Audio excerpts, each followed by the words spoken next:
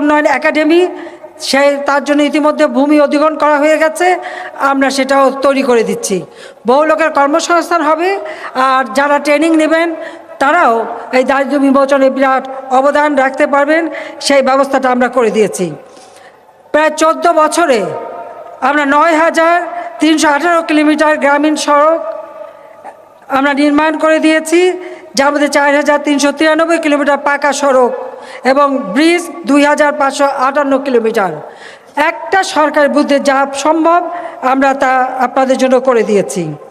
আমাদের লক্ষ্যই হচ্ছে যে আমাদের এই অঞ্চলটা আরও উন্নত হোক।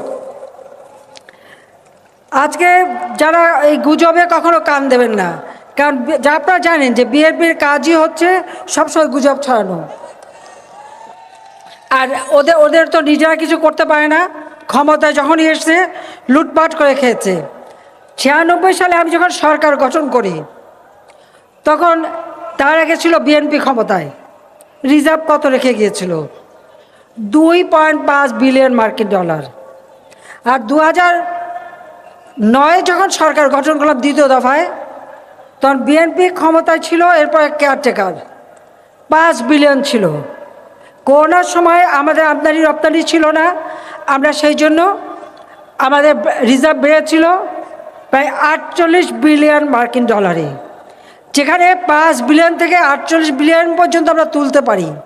এবং সেখানে এই ভ্যাকসিন কেনা, সার কেনা, চাল নিয়ে আসা, বন্যায় চাল নষ্ট হয়েছে আমরা এনে এনেছি, গম, ভুট্টা, যত জিনিস কেনা দরকার আমরা জনগণের জন্য 2 হাতে খরচ করেছি। এটা অন্য কোথাও যায়নি, জনগণের কল্যাণে ব্যয় হয়েছে। এবং এখন রাস্তাঘাট, পুল, ব্রিজ থেকে শুরু করে অনেক কাজ আমরা করে দিচ্ছি।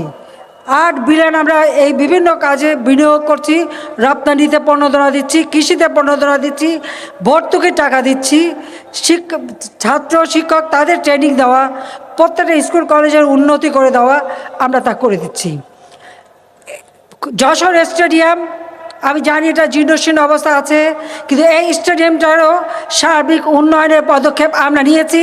এটাকেও আমরা মানসম্মত উন্নত করে দেব, কারণ খেলাধুলা আমরা চাই। প্রত্যেকটা উপজেলায় মিনি স্টেডিয়াম আমরা করে দিচ্ছি। কাজে আমাদের মাথাপিছু আয় 2,824 মিলিয়ন মার্কিন ডলারে উন্নীত হয়েছে। খালেদা জিয়ার সময় ছিল মাত্র কত 353 মার্কিন ডলার। কোথায় 300 আর কোথায় 2,824? তাহলে যদি এরা